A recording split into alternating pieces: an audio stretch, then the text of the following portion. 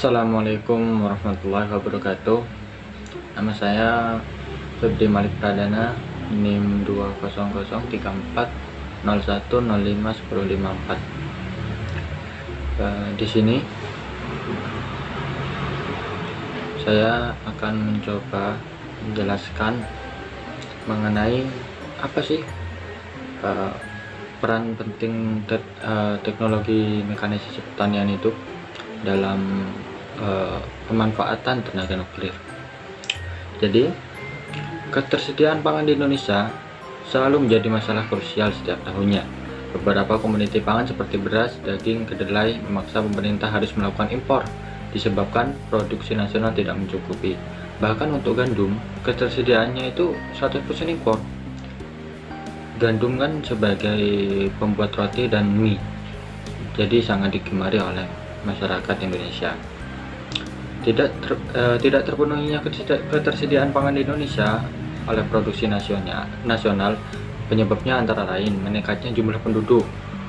Yang kedua adalah alih fungsi lahan dari pertanian menjadi lahan non pertanian seperti jalan, perumahan, pabrik dan lain sebagainya. Kemudian kondisi cuaca yang tidak menentu juga mempunyai pengaruh terhadap turunnya produksi hasil pertanian pangan nasional. Untuk mengurangi impor serta untuk memenuhi kebutuhan pangan nasional, produksi beras dalam negeri harus ditingkatkan. Demikian pula dalam memenuhi kebutuhan akan tanaman penghasil karbohidrat lain yang dapat dikembangkan menjadi bahan diversifikasi pangan di Indonesia. Nah, upaya pemerintah untuk memenuhi kebutuhan pangan nasional salah satunya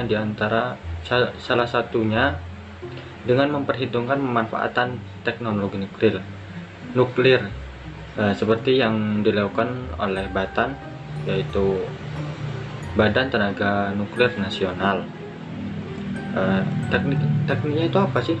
Teknik yang digunakan adalah melakukan pemuliaan tanaman dengan teknologi mutasi radiasi.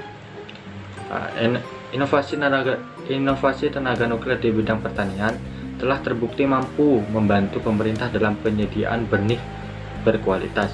Benih tersebut antara lain padi, kedelai, sorghum, kacang hijau, dan gandum.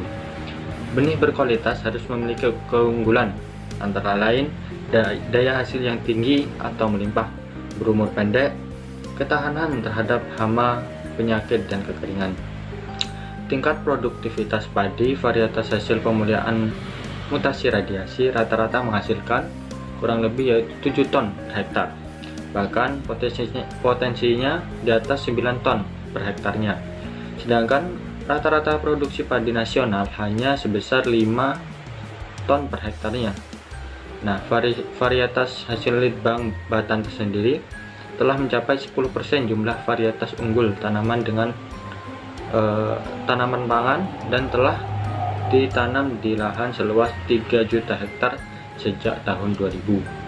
Sampai saat ini BATN telah menghasilkan 20 varietas unggul padi, 6 varietas kedelai, 1 varietas kacang hijau. Nah, diharapkan dari inovasi dari BATN ini bisa khususnya adalah sorghum bisa menggantikan posisi gandum sebagai bahan pembuat mie instan. Cukup sekian informasi yang bisa saya dapatkan. Kurang lebihnya mohon maaf apabila salah kata. Mohon maaf sebesar-besarnya. Assalamualaikum warahmatullahi wabarakatuh.